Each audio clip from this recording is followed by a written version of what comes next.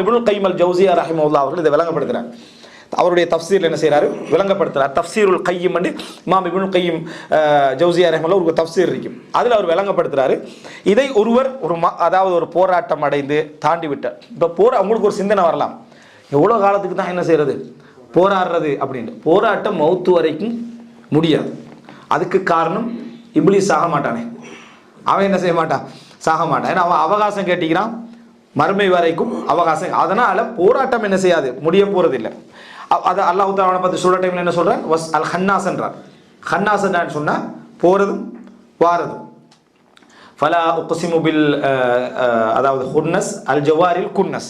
குர்ஆன்ல அல்லாஹ் தஆலா சொல்றான் ஃபலா உக்ஸிமு பில் ஹுன்னஸ், நட்சத்திரங்களை பற்றி சொல்றான்.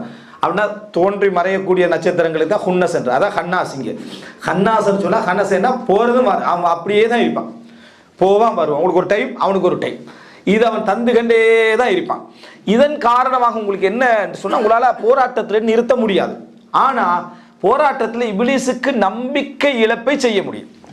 இப்லீஸுக்கு என்ன செய்யலாம், நம்பிக்கை இழப்பை என்ன செய்யலாம், செய்து விடலாம். ரசூலுல்லாஹ் எப்படி சொன்னாங்க, நம்பிக்கை இழப்போட உச்சகட்டத்தை உமர் ரலியல்லாஹு பார்த்து என்ன சொன்னாங்க, நீங்க எந்த ஒரு பாதையால் நடந்தாலும் சைத்தான் அந்த பாதையை என்ன செஞ்சிடறான், மாற்றி இன்னொரு பாதையில போறான். இப்ப நம்மட நிலைமை எப்படிங்கன்னா, சைத்தான் அந்த பாதையை தூக்கி நம்ம ரோட்டுக்கு வந்துடுறான், போறானா அந்த ரோட்டுக்கு மாதிரி லேசா எடுத்துடலான். இப்லீஸ் வந்து உமர் ரலியல்லாஹுடைய பாதையிலிருந்து அடுத்த பாதைக்கு போயிடுறானா. ஏன், உமர் ரலியல்லாஹு கண்ட உடனே அவனை நம்பிக்கை இழந்துட்டான். இப்லீஸ் என்ன செஞ்சிட்டான், நம்பிக்கை, அந்த ஆசை, அந்த உள்ளத்தில் உள்ள அந்த இதை இப்லீஸ் என்ன செஞ்சிட்டான், கண்டுட்டா. இதனால் அவன் நம்பிக்கை இழந்துட்டான். இந்த போராட்டம் இருந்து கொண்டே இருக்கும். ஆனா சைத்தானுக்கு நம்பிக்கை இழக்க செய்யக்கூடிய அளவிலான போராட்டம் இது. அந்த போராட்டத்துடைய மக்காம் தான் ஒவ்வொரு கட்டமாக உங்களுக்கு என்ன செய்யும், அது வந்து கொண்டே இருக்கும். உங்களுக்கே விளங்கும், எனக்கு இப்ப சில விஷயங்கள் லேசாகிவிட்டது.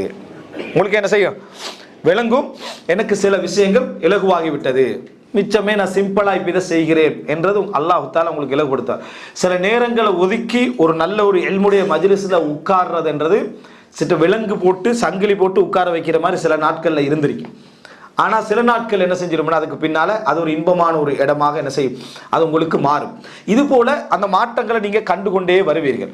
அப்படி கண்டுகொண்டு வருகிற நேரத்தில் உங்கள்கிட்ட என்னென்ன சிஃபத்தெல்லாம் ஏற்படும், இந்த முஹ்பித்தீன்களுடைய சிஃபத்து அதுதான். இதுல இந்த தப்பிட்டாங்கன்னா, இந்த முஹ்பித்தீன்களுடைய சிஃபத்து அதுதான் அப்படின்னு சொல்றாங்க.